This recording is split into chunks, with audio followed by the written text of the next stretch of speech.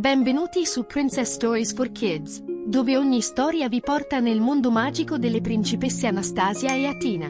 Mettetevi comodi e preparatevi per una nuova avventura piena di magia, amore e amicizia. Viaggiamo insieme nel regno della fantasia e dei sogni.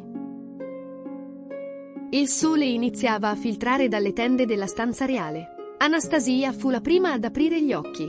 Athena, Athena, sussurrò emozionata. Oggi è il grande giorno. I suoi occhi brillavano come 1000 stelle. Non vedeva l'ora di toccare la sua bacchetta magica. Il cuore le batteva forte mentre saltava giù dal letto. Athena si alzò di scatto. Andiamo subito? Voglio provare la bacchetta, gridò. Mazza abbaiò felice e scodinzolò. La stanza si riempì di risate e piccoli passi veloci. I pigiami furono presto sostituiti da abiti scintillanti. Mazza le seguiva ovunque, annusando e saltellando felice. Indossarono i loro vestiti con le coroncine. Ognuna prese con cura la propria bacchetta magica. Funzionerà? Chiese Athena. Dobbiamo credere nella magia, rispose Anastasia.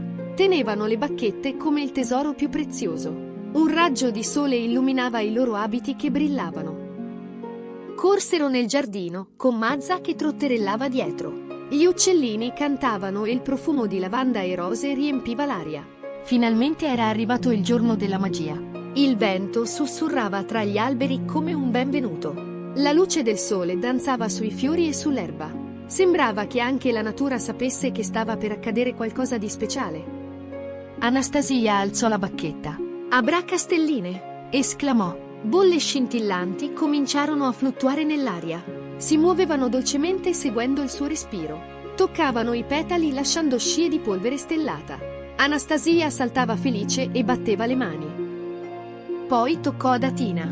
Goccia di sole magica, sussurrò. Una soffice nuvola dorata apparve sopra la lavanda. Girava lentamente, illuminando tutto con luce calda. Piccoli raggi dorati scendevano sui fiori. Athena chiuse gli occhi e assaporò la sua prima vera magia. Mazza saltò cercando di raggiungere la nuvola dorata. Attenta, Mazza! Gridarono ridendo. Ma Mazza abbaiava felice e saltava ancora. Sul suo collare rosso brillava un piccolo bagliore magico. Anche lei sentiva che era un giorno speciale. Le principesse la abbracciarono e le diedero un bacino sul naso. Alzarono le bacchette insieme. Cuore magico dell'amicizia! Esclamarono. Un cuore brillante apparve in aria. Girava e lanciava scintille dorate. Farfalle si posarono su di esso trasformandosi in stelle. Era come una promessa, sarebbero state sempre insieme. Il giardino era ancora più bello. I fiori brillavano e le farfalle danzavano felici. La magia era reale. Anche gli alberi sembravano cantare di gioia. Le nuvole si aprirono lasciando entrare più luce. Le principesse guardavano meravigliate. Avevano creato tutto da sole. In quel momento, una voce familiare si udì dal castello. Principesse, è ora di tornare. Sta facendo buio, disse la regina Aneta. Anastasia e Athena si guardarono e annuirono. Mazza era già sdraiata sul prato, sbadigliando. Oggi abbiamo imparato tanto, disse Athena.